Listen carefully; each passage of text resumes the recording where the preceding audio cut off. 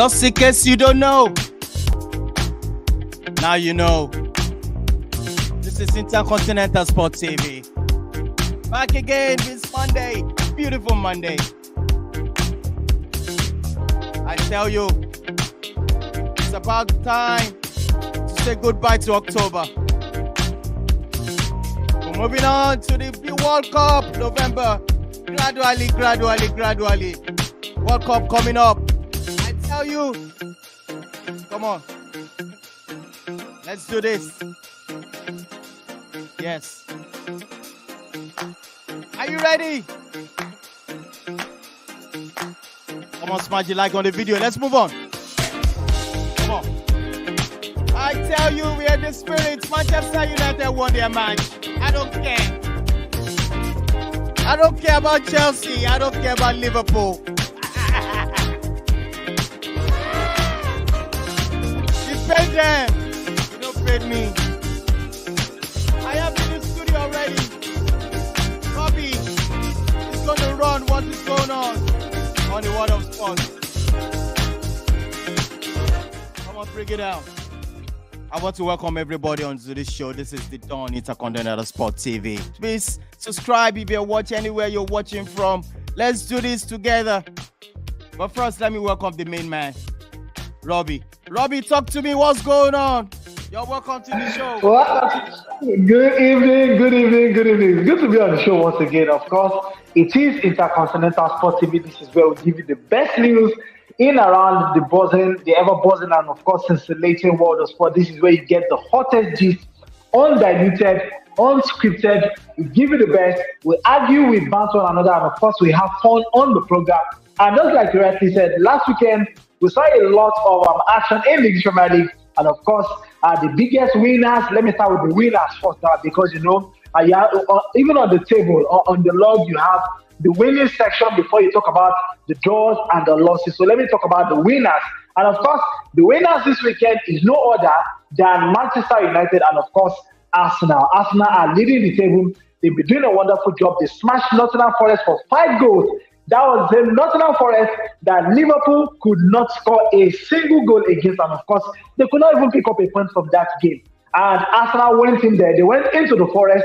They went there with their guns. They went there with the bazookas, and they got the job done. Moving on to Manchester United, because our opponents, or let's say our rivals across the city, talking about Liverpool and of course Chelsea, they were hoping, they were praying that United were going to lose against West Ham. But of course, that man talking about Dr. Marcus Rashford, MBE, got the job done for United with a beautiful goal, a beautiful thumping header, and of course United were able to secure the most important 3 points in that game. Yes, some people are coming to say, yes, United defend. What is about football? Football is about attacking and defending. You score, you defend. You cannot score, you also defend. Moving on to the losers, to the biggest losers of last weekend, that is of course no other than Chelsea and Liverpool. Liverpool walked alone once again. After they are walking alone from the Nottingham Forest, they walked alone from that game, talking about Leeds United. That man, Somerville, was there to serve them hot breakfast. And of course, Chelsea, the biggest losers of last weekend, was smashed for 4 goals. That was even the same Brighton that defeated Manchester United. But you know, as a big team, we only considered 2. But Chelsea went there and they were showing their showing muscle around, and they were smashed for 4. All thanks to that man talking about Graham Potter. He built the team, but the team decided to bite the hand that once coached them. Welcome to the show once again, and of course, I am so happy to be here. All right, that's Robbie. Robbie in the building. I swear down, it's magic. It's magical. Robbie is ready for the World Cup. On this show, it's going to be loud. I'm going to bring in this man. I call him Prof. Tuchel. I wonder when he's going to change his name. I pray one day he's going to change this name to Professor something else. I tell you, Chelsea in the morning. Let me bring up my man, the man that's thanking the for Chelsea anytime, any day. His name is Prof. Tuchel. Prof. Tuchel, talk to me in the building. Hello, everybody. Good evening. Welcome to the show.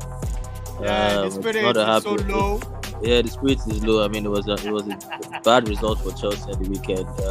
One that we saw coming, to be honest, because I mean we analyzed the game on Friday on the review show, and we didn't sound confident about going into the game. And lo and behold, what we feared for the worst, and the worst actually happened. So I didn't expect us to get beat in that large margin, as much as 4-1, 4 goals let in. There were 2 terrible errors, 2 own goals.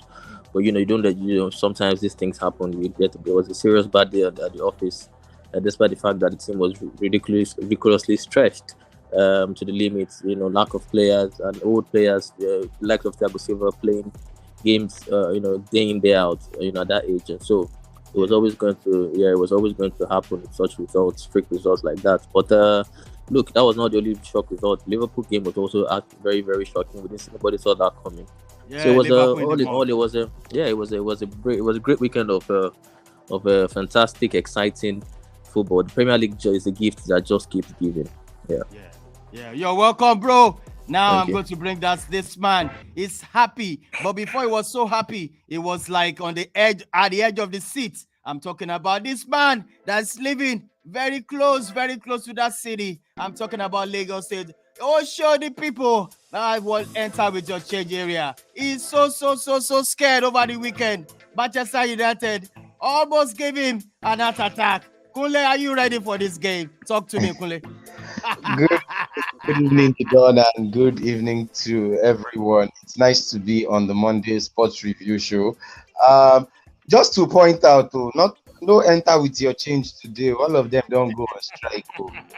They don't go on strike all over Lagos. So Wow. no bus to enter. No enter with your change, and we don't know what people are going to experience, because it's never happened before. I hope it will be sorted out. Soon. All right. Welcome, Kunle. You're Yes, so boss. welcome at this moment. Yes, boss. All right, now I want to bring up that man that loves Gunners to the core. He can die there. He can live there. I'm going to bring him in with this beautiful music. They're on top of the league. They are happy. They are showing themselves. I'm talking of this man. He's in the building. He's so happy. He's so joyful. Talk to me, bro. What's going on? Hello, people. What's up? How you guys doing? Yeah. We are Hello. here. Celebrate good times. Come on. Yeah, don't worry. Enjoy. Fantastic. I tell Arsenal fans, let's be humble at this time. In times like this, we need to be humble, because it's been a journey from when it all started, 2 seasons or 3 seasons ago when Arteta took over. Most of us were Arteta out, but everything seems to be ticking for him at the moment. So let's just enjoy this moment. The target was top 4, and if God decides to shine his face on us to contest for the league, why not? But impressive performance by the Gunners, 5-0 humiliation. Absolutely. So good times to be an Arsenal fan. All right, you're welcome. You're welcome to the studio. Now, I want to bring that lady in. That club that cannot even defeat the Northern Forest. Oh my goodness. You know this club I'm talking about, fans. Before I bring her in, sorry. Please smash a like on the video, people. Let's do this together. I want to join this. Bring her in anytime, any day. She is a Liverpool fan. She can die there. She can live there. Lady Va, are you in the building? Talk to me. How you feeling? Bringing you with this. What's up, sis? Lady Va, young. She can't even talk to me. She's silent at the moment. Hello, everybody. I'm not happy today. Just when I thought I could, get back, Liverpool decided to cut it short. Oh my goodness. So, all right, you're welcome once again. Let's get it.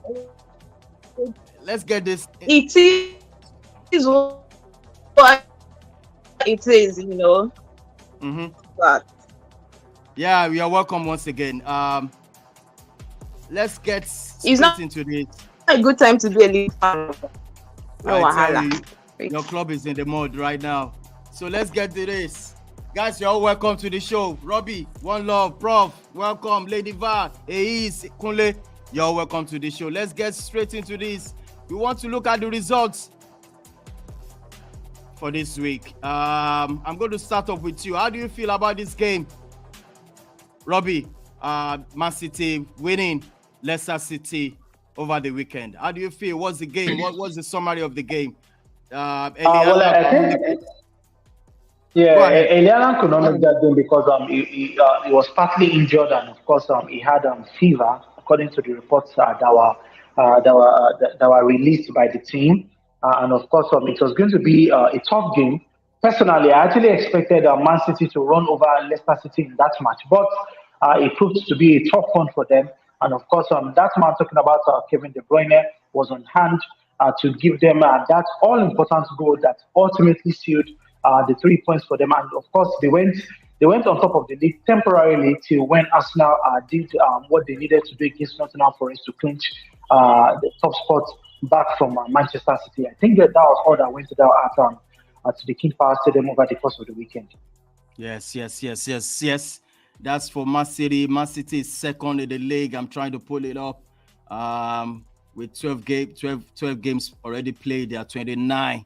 And I'm going to go straight with Kunle on this. Spurs fighting back after 2-0 down. Kunle, what do you feel about the game? I think Spurs are getting their gear, getting themselves together. What do you think about the game? We also on Friday we said something about their tactics. I think. What do you think? What do you think about the game, Spurs? I think Tottenham are actually struggling at the moment. I think it is evident. I mean, I know he doesn't always like to hear when we say that Tottenham had a good start to the season, but the truth is that they did have, but they seem not to have that same solid. They seem not to have that same solid form, and it seems now they just keep grinding results, and I think that was what happened on Saturday, where they needed a late goal from, I think, was it Ryan Sessegnon to win the game. And if Spurs cannot be as imposing as they were at the start of the season, I don't know, but some people say they miss Dejan Kulusevski. But if because of one player you cannot be as sharp as you used to be, then I'm sorry, that's a very, very big problem. And if care is not taken, I feel Tottenham probably are still lucky to be in third spot. But if they cannot impose themselves more in games, I think they might be dropping. They might be dropping further down the table than they would like. All right, Kunle, thank you so much. I'm coming to you, Professor Tuchel. What happened with your game? Brighton smashing Chelsea like a baby, you know what I'm talking about. So, Prof, give us a rundown of the game. Chelsea losing to Brighton. The time we expected Graham Potter going back home to his ex-girlfriend. I saw a troll about Chelsea. Just go on, tell us what happened. Yeah, I mean it was a very, very bad performance by the team. But look, like I alluded to earlier already, and Sheyo Mediora said it too on Friday. We said it together that look, we were not confident about going into the game. We had a back three who had played up pretty much in the last 4-5 games straight. We had our top defenders injured. Kalidou Koulibaly has been injured. Wesley Fofana, record signing, injured as well. Reece James, the best Chelsea player currently, also injured. So we've had the defensive crisis. And with that team, we beat AC Milan, who are no mean feat, home and away. It was a tough matches. They were tough matches to go to beat Milan home and away. The schedule has been very, very tight with a very slim squad. So we knew that at some point it was going to catch up with us, but we didn't know that it was going to be this bad. I expected the team to perform better. There were mistakes. And I personally think Graham Potter, 'cause I won't let him off the hook. I personally feel like Graham Potter got the tactics wrong. He went with Christian Pulisic and Raheem Sterling on wing backs, which for me doesn't work. I don't know why he's not seeing that it can't work. You have to go with an out-and-out defenders, full backs there. I think he should have personally brought in Cesar Azpilicueta to the back three, and then with Chaluba and Thiago Silva, then flank likes of Ben Chilwell or Cucurella. I'll use proper defenders there, but he didn't. So I think he was overconfident going into that game. He shouldn't have, and we were around ragged that day. I've never seen Chelsea that bad. We're so bad. The attacking problem is still there. We still don't know how to attack properly. There's no directness in attack. There's no clear plan on how to score goals. The forward lines are not they're not firing. Aubameyang is not firing. Raheem Sterling is not firing. So there's a lot of work for Graham Potter to do, and he has to be fast. I don't know what this new owner's model is. Todd Bowley, I don't know what his model is, but look, if it was a Roman Abramovich, I would already start counting days one by one, because the performances have not been great, and I personally don't think he has done enough to deserve the Chelsea job personally. So I still feel like Tuchel shouldn't have been sacked. Maybe that's my personal opinion, because he's a top manager. He has been there and done it. I would have been confident for him to turn it around. For Potter, he's still yet to prove himself on the biggest stage, and look, it's his first loss. He has to get to work, and he has to find a way of getting to the players. They are big players. They are huge personalities there. He has to find a way to make it work. If not, then I don't see him succeeding. Yeah, so that's it. All right, thank you, Prof. Kunle, over to you about this game. Do you think Newcastle is winning? Hey, Kunle, Newcastle is winning. Don't be surprised when they will probably be maybe 2 points behind Arsenal, because the thing is, Newcastle don't seem to be dropping points, and the thing is, if you don't drop points, if those who are ahead of you drop points, then that means the gap closes. As you can see, they are just 7 points behind Arsenal. Let's even forget City. If Arsenal should draw their next game or lose, and Newcastle, it means that it would close. So I think we should not even say this is just about maybe Arsenal, City. Even if you look at Man United is just 8 points. So if they can keep that winning streak, I think it is going to put pressure on those who are above them. They equally need to win. If they don't win, it means the gap will be closed. So let's watch out for Newcastle. I beg, let's watch out for Newcastle. Now I'm coming to Lady Val. Lady Val, can you hear me? I want you to talk about what happened at the Anfield, the whole big Please, you guys should stop laughing at my team, please. The thing is, I'm actually disappointed and annoyed at the same time, because it's not just about losing, it's how you lose. It's the teams we are losing to. No disrespect to anything, but there are some teams we shouldn't be losing to. We should be beating them with a very wild margin, And then I know there were pressure on both sides. Leeds were already on the relegation, and Liverpool lost to Nottingham Forest annoyingly as well. But then that game, everything was not right, And that's why I'm not really among the bandwagon that Klopp should be out. Because in as much as Klopp has its own flaws in terms of tactics and analysis, what about the players? The players, for me, they are not giving in their best. The only player that actually impresses me is Alisson, but Alisson's effort is not just enough. The defense was so poor, so many errors. Just look at the first goal. Such blind pass from Gomez. He couldn't even look to see the position of the keeper, And when you're playing against a team like Leeds that are actually struggling, you can't afford to make mistakes, because it will actually cost you. Then the midfield, we are not the way Klopp wants to press, they are not really good enough in terms of ball distribution and all that. And then the forward, oh my God, I don't even want to talk about Nunes, because the finishing is just so poor, and it worries me because they are creating chances. we are actually creating chances, but then to finish is just so annoying. So I think they actually need to step up their game. But then I'll actually give it to Leeds. You know, they were so resilient, they were so confident. And then that second goal, oh my God, I almost had a heart attack. You know, I was, let me manage a draw. And then the second goal came in. I can't even imagine the guy that was involved in that goal, that 18-year-old guy that made his debut, you know, the pass to the guy that passed to Bamford.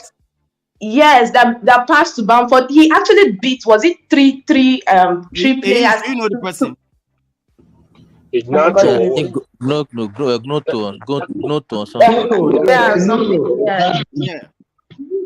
Yeah, so he beats, you know, 2 or 3 players to pass that ball to Bamford. And then I was expecting Van Dijk and Gomez to actually cover up on Somerville, but they did not. And there was nothing Alisson could do about it.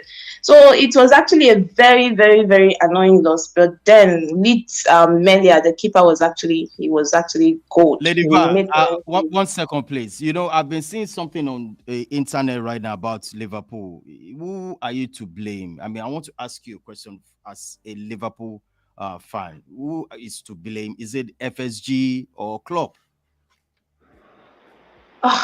For me, Klopp has, because this season is already, forget about the season. I mean, it would be hard for you to enter top 4. I'm just looking at it this way. I don't know if you don't sign. You're right. In fact, I've given hope. I've lost hope on the top 4 because you know we've always done it before. 16 points, 16. But then never write up Liverpool. Never write up Liverpool. Oh God! Again.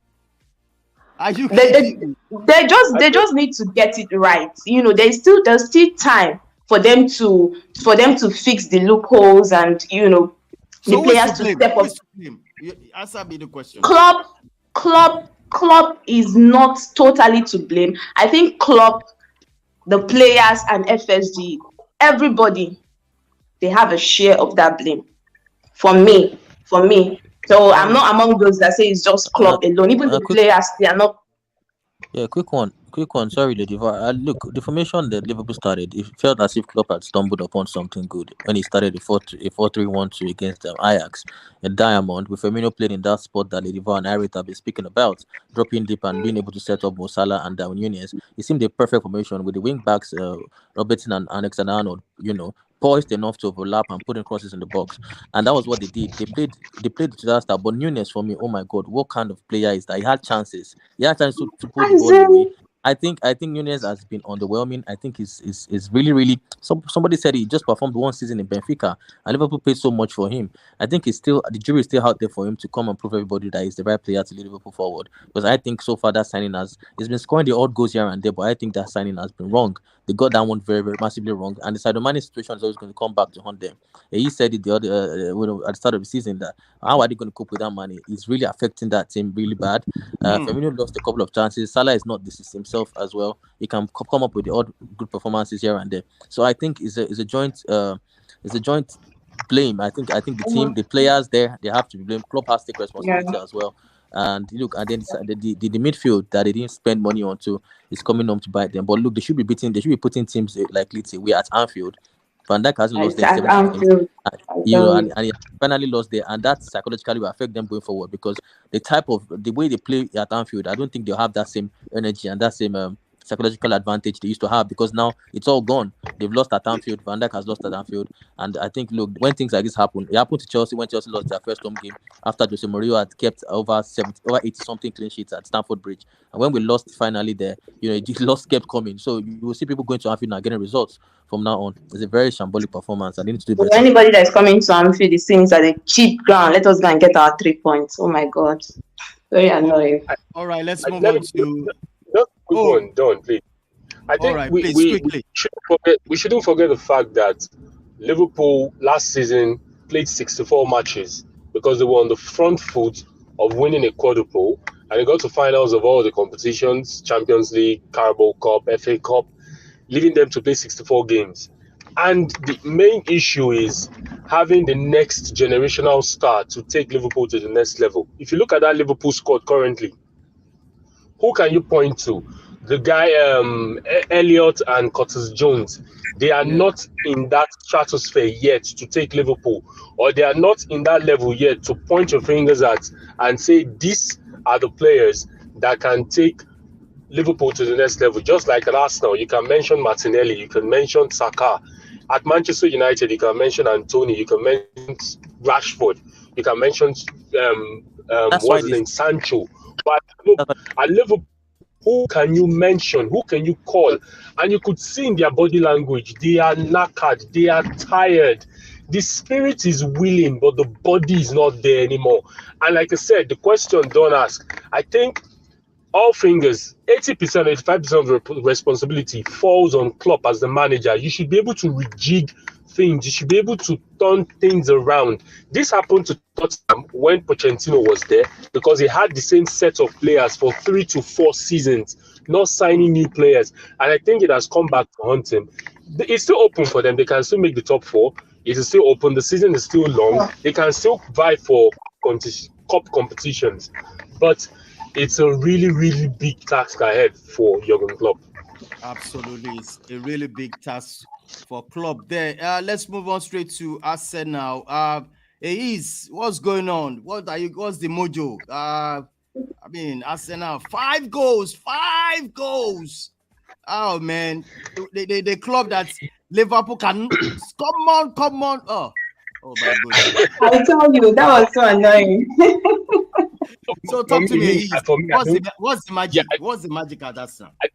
Well, there is no magic really, and I don't like to look at football that way because a particular team defeated another team, so it's a must. No, I don't look at football. Football, like I said, is like biscuits; it can crack anywhere. If you don't touch, if the players when they cross the white line, if they don't give in their best, they will get beat. And I think the momentum for Arsenal in the past 3 games began to dip in terms of form. I said it in the last episode, but for me, the mentality this season, it is what makes the difference. Arsenal of before, ever since, if it was Arsenal of before, when they struggled to win leads, drew Southampton, lost to PSV, then the next couple of games that will follow through would either be a loss or probably a draw. But the mentality in this team to pick themselves up after losing a game and saying that they must pick the 3 points is what has been the difference this season. In the first half of the game, we could see a bit of jitters, most especially when Saka got injured. And we hope the injury is not that bad. You could see Arsenal's style of play just went zip down, despite us going early. And you could see Gabriel trying to make an horrendous mistake again by giving Jesse Lingard the opportunity to equalize. But second half, they turned it up, and the goals came in quick succession. 8 minutes, within 8 minutes, they scored 3 goals. And I think that was what just took the winds out of the sails of Nottingham Forest. And coming to a place like Emirates, where Emirates is kind of like slowly turning into a fortress, it was a big task for Nottingham Forest to come back in that game. I was even thinking, okay, probably they'll pull one, score a consolation goal, and break that clean sheet record that Ramsdale was trying to set at the Emirates. But good one for Arsenal. The mentality is what people should look out for in this team. I'm not saying they would not lose. I'm not saying they would not drop points, but the mentality in picking themselves up again and going again. And the next game that is coming, which is a London derby at Chelsea, it's another test. I wouldn't say big test because every game is a test. So it's another test. At Chelsea right now, they are down below. They would get to the want to pick themselves up, and Arsenal to want to maintain that momentum. So Arsenal this season, the mentality, the players in there, after looking at what they went through last season, losing that 4th position to Tottenham Hotspur, they wouldn't want that to repeat itself this season. So the World Cup is coming. We don't know what this World Cup can turn out to be for any team. But I think what we're looking out for the Arsenal team is the mentality, and a good one for them, 3 points to go back to the top of the table. That is going to take us to Manchester United West Ham. It's a lovely game. Kunle, I know you're going to disagree with me, Kunle. Kunle, can you hear me? Yes, I can. Yeah, please, can you give us a rundown of that match? Manchester United versus West Ham. You know, second half was. Please go ahead. Just tell me. Manchester United West Ham. Manchester United West Ham lived up to the usual billing. It's a game where both sides will create little or less chances. Even if they create their chances, they would really fluff their lines. And West Ham just have this way of frustrating, because they have a very good back line, that has people like Zuma in it, not forgetting a veteran goalkeeper in Lucas Fabianski. So they know how to frustrate. Yeah, they know how to frustrate. So I remembered last season also against this same West Ham, Rashford scored a last-minute goal. If you can remember, I think it was like 90+8. Like West Ham had already defended their lives in that match. Manchester United, yeah, but they just Thank you that you remember. And look at it again. Rashford again coming here with another goal. I can't remember the minutes Rashford scored here now, but but it was a sigh of relief, because we've been pushing, but nothing came through. I don't look forward to West Ham matches because it is so frustrating. But 3 points is actually the most important thing. So nice that we have the 3 points, but I'm not going to be happy with how the match. It was just hanging off. Okay, when is that moment coming? Is that moment going to come? Is it West Ham that would score? Is it United? But happy it was United, and we got the 3 points, and that's it. All right, thank you, Kunle. Straight up to the star of the week, Robbie. Over to you with this guy. Call him MBE, Sir Marcus Rashford.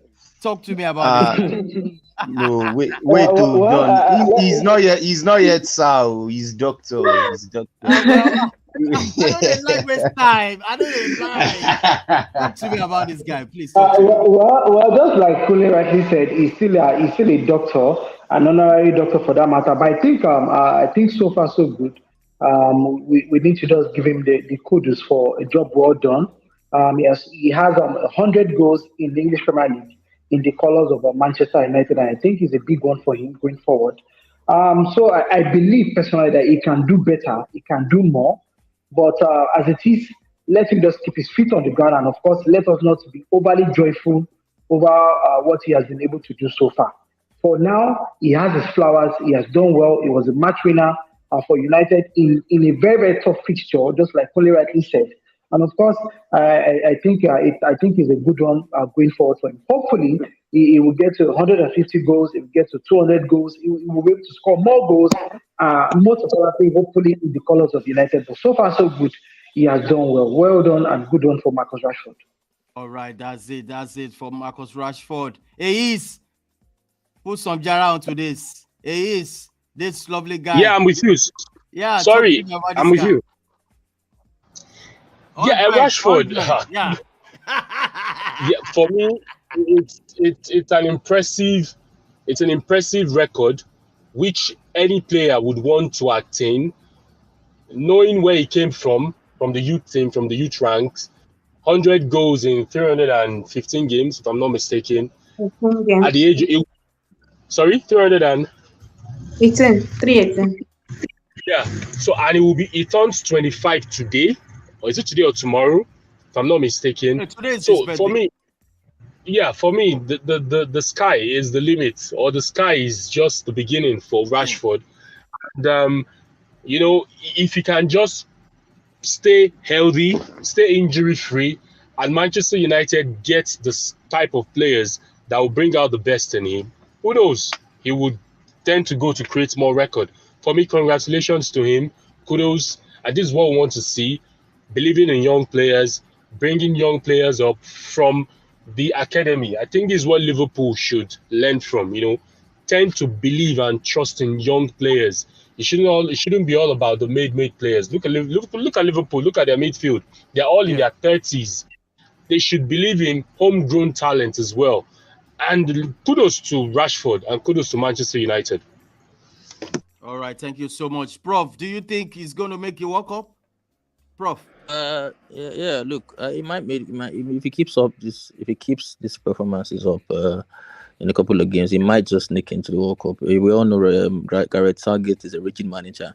He has his favourites already. Even though Raheem Sterling has not been functioning well, you know that Raheem Sterling will go exactly and probably start ahead of him as well. So, but I think in that attack he should be able to make it. That's what he has been. And one person I'm very impressed about. I know everyone's talking about Rashford. Is Luke Shaw. Luke Shaw for me, it was outstanding yesterday too. He was very steady. It was benched by Malaysia, but he came back and then took his shirt back and took it with a plumb. Steady performance, and I expect him to start to be number one favorite or the left back at the World Cup for England as well. So yeah, kudos to you guys. You're doing well, but there's 10 tests to come. So you should not get ahead of yourselves. Yeah, thank you. Kunle, give him the. Fire him back. No, when he says Stern, and the truth is, I think Manchester United have actually faced most of. I think they are done with all the most tests that they would have. I mean, and it's going to be against the smaller teams, which is where my worry is, like West Ham. But I think and I think that's the difference now. They have a way now that they can actually get results against some of these smaller teams that frustrate them. So it would actually be surprising that maybe as Manchester United is now, if they were to play, say, Brighton or Brentford again, I think they would get victories this time around. So I think it goes to show how maybe their confidence is back. And they've played everyone. So I think Manchester United are going to have an easy run of fixtures. They played Spurs, they played Liverpool, they've played City. I think they played everyone. So it's just getting these results against this lesser opposition. And if you can do that, I was saying something about them just being 8 points behind Arsenal. If Arsenal drops points, United might actually be closer to the top of the table with the way it's going. So I don't think so. I think you are struggling to beat these little teams. Yesterday was you passed West Ham by the skin of the teeth. West Ham is not a lucky win, I tell you. Yeah, it was a very lucky, very lucky win. And thankful to their keeper. Nobody's mentioning De Gea. Nobody's Harry Maguire. Thank you. Nobody appreciated Harry Maguire for what the whole defense. Saved the team. No, that's what I'm saying. You people are going to face. When I mean standard test, I don't mean bigger teams. Man United find it easier to play bigger teams because they come out. They are a pacey side. Anthony likes to run. Rashford wants to run. They want the field. They like to see the field behind them. But when you play against smaller side, look at your games at the Europa League. You are sneaking 1-0 wins and things like that. You guys don't know how to break teams down. So when I mean standard test, I mean you're going to play with teams that will come to Old Trafford with low block, with a very low block, and then that is when I want to see how you can break them down. Look at yesterday; it was the skin of the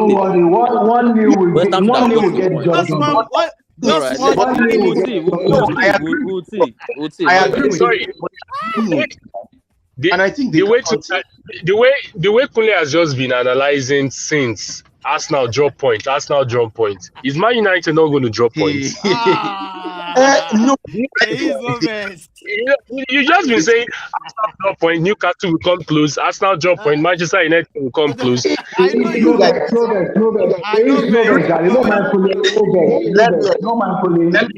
But despite giving credit to Rashford, I never think he's an ideal number 10 for him.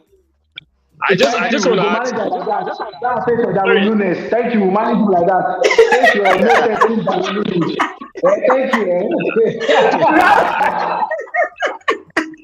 I know it's banter time, but I just want to chip this in.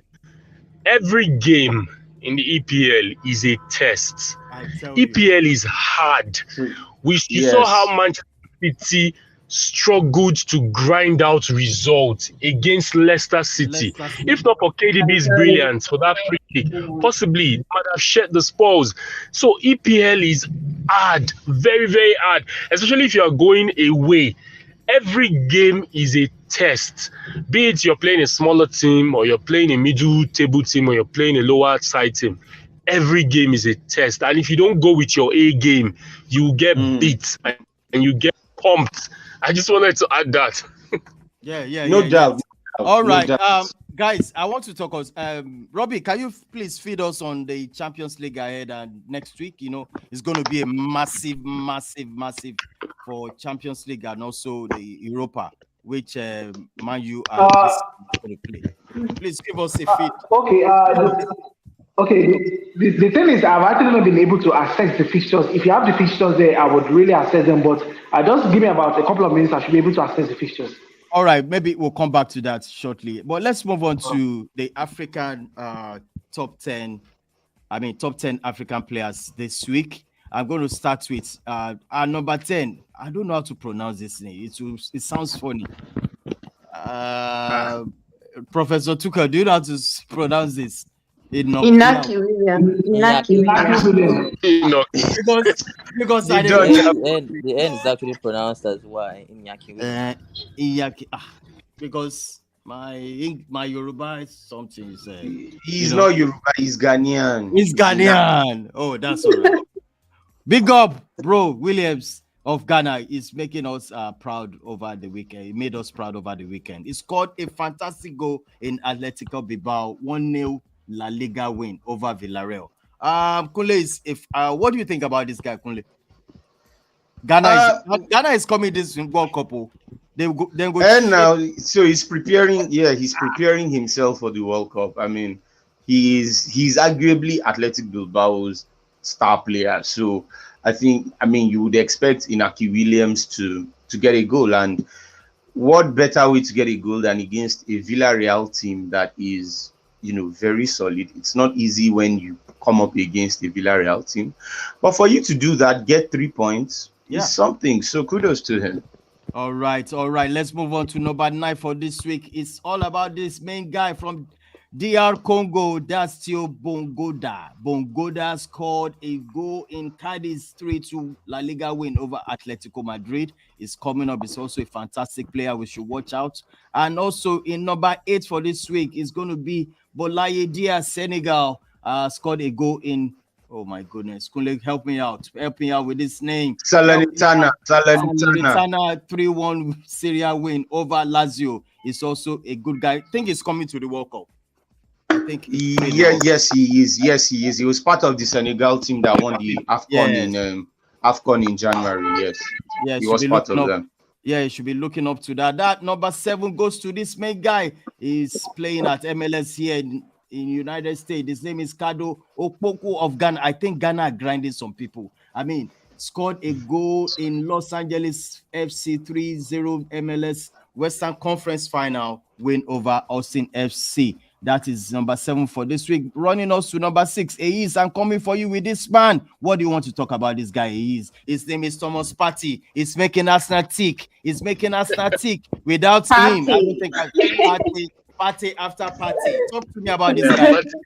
Partey, really, he's making Arsenal tick.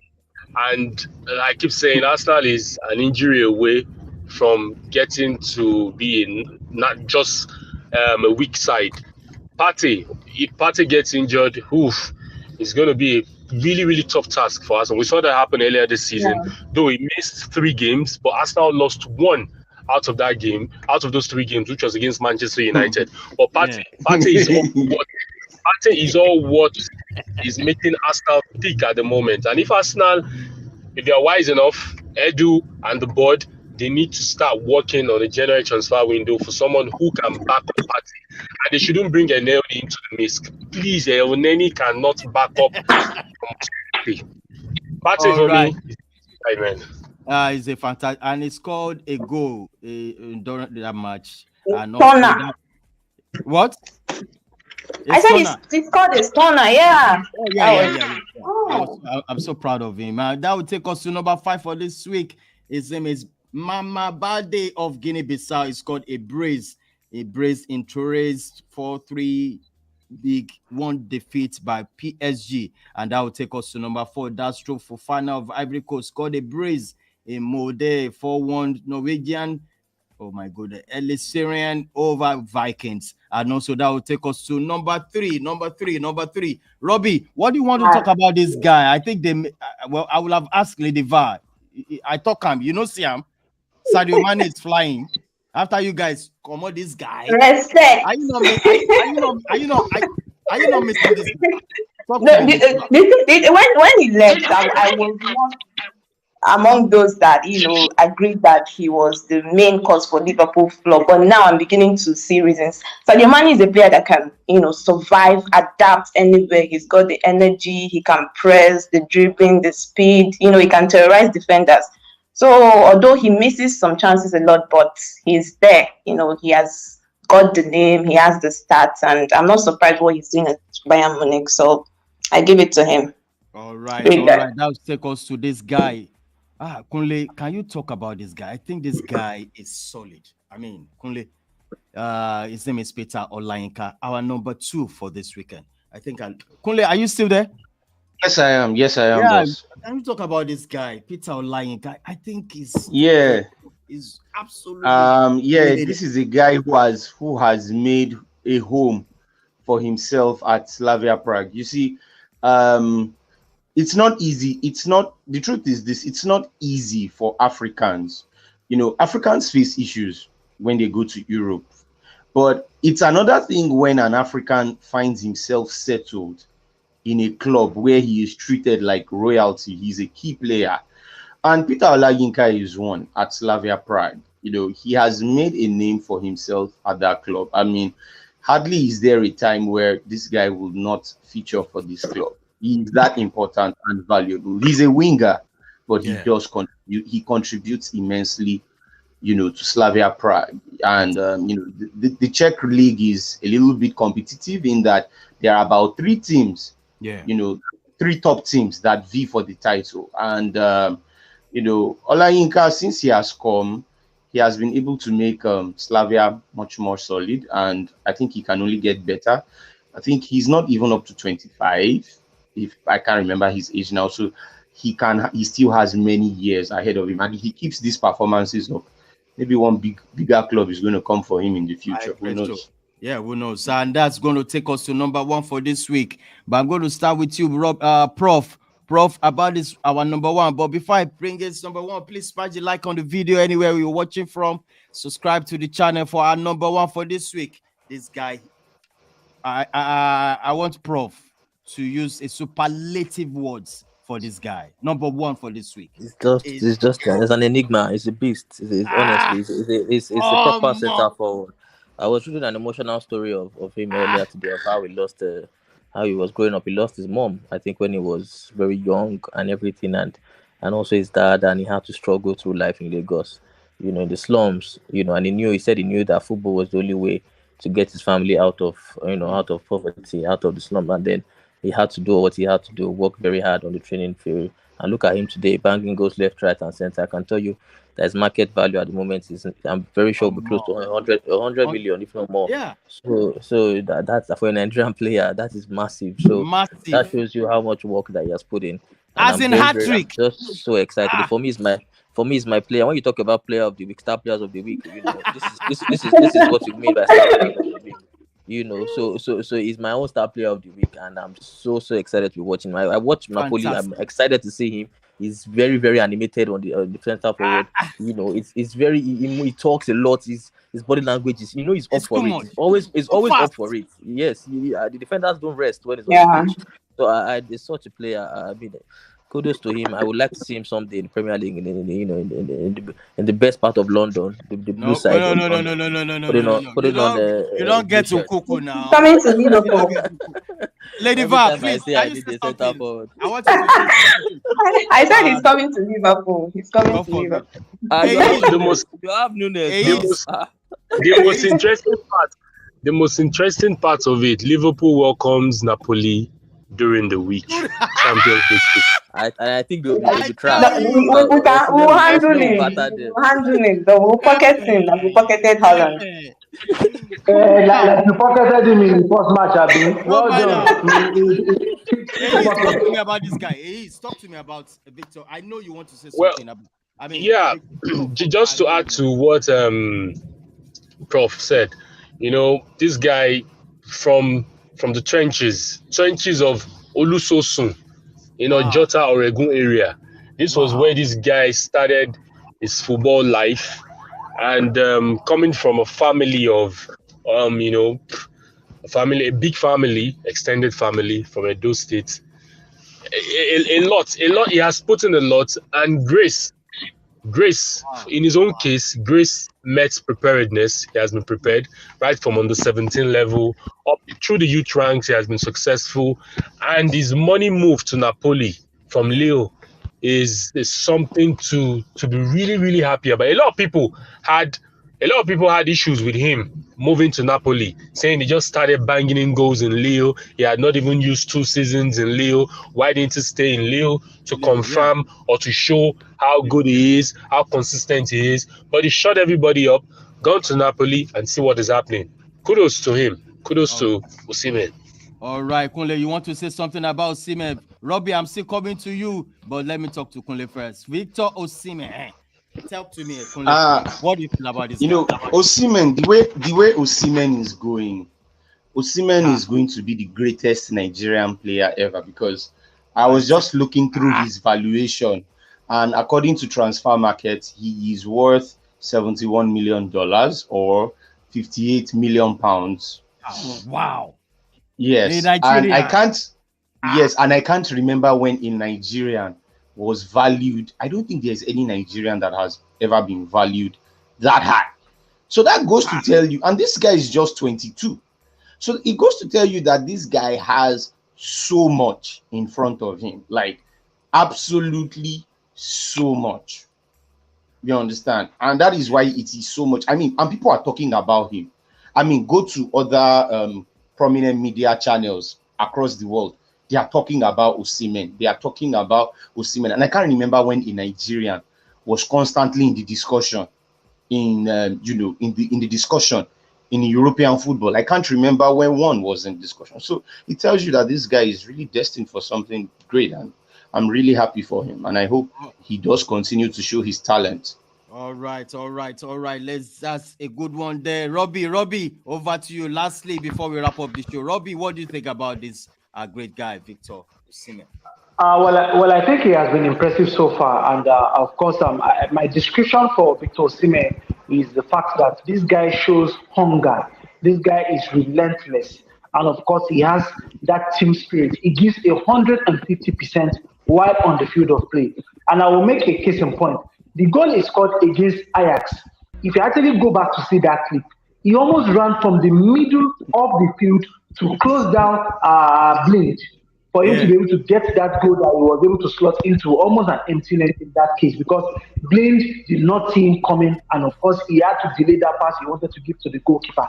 That tells you the work rate that this guy puts in whenever he plays on the field. And of course, it is a good thing to see the fact that he came back from injury, and of course the goals just started coming in. Unfortunately, just like someone said a few moments ago, this man is coming to play against Liverpool. That is on Tuesday. In fact, that is tomorrow.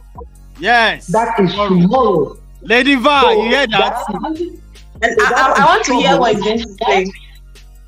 Don't worry, I'm actually coming to the analysis of that, and that is trouble coming to the home of Liverpool. I do not see Liverpool winning that game tomorrow. The best the problem I get from that game is a draw. Because everybody in Napoli right now are in some very serious form. I mean everybody. From the defense to the midfield to the attackers. Osimhen can score. One other guy, I've forgotten his name. His name is too long. Kvaratskhelia can score. Simone can score. Everybody right now are scoring. So that brings a lot of trouble. That brings a lot of firepower from that team called Napoli right now. All right, guys. That makes us come to the end of the show. Beautiful game. The round letter game. First of all, I want to sign you out. Ace, thank you so much for coming to the show. Ace, one love, bro. I appreciate your coming, man. Thank you, sir. Yeah. All right, boss. Now, Lady Va, over to you tomorrow. I appreciate you for showing up. We'll be here live for the match against Napoli. Sexy Victor dealing with Liverpool. Trade to Liverpool to win, please. It's all right. Thank you, sis, for showing up. One love. All right, Prof. Thank you so much for showing up. Yeah. It is what it is. I think Chelsea is playing this week. Yeah, we're playing Champions League. Tomorrow? Wednesday. Oh, Wednesday. But it lost. Oh, okay, okay. Yeah. All right, thank you so much, Prof. All right. All right, Kunle. It is Yes, what boss. it is. Yes, One sir. love, bro. One Thank love, you. man. Thank you so much. Thank you. Manchester United will be playing on Thursday against. Yes, we need to. Yes, we need to win that we have match. social that. It's very, very important match. Like Yeah. 2-0. Like 2-0. goal margin. It's a goal Yes. margin. All Very right, important. thank you so much, Kunle. All right, boss. All right, Robbie. Thank you so much for showing All up. right. Yo, thank you so much for having me. Thank you so much. All right, that makes us to come to the end of the show, guys. Please smash a like on the video, quick one. Viewers, anywhere you're watching from, this is Intercontinental Sports TV. This year World Cup, it's all about World Cup, and we are bringing this to everybody to start bringing your entries in. What you need to do.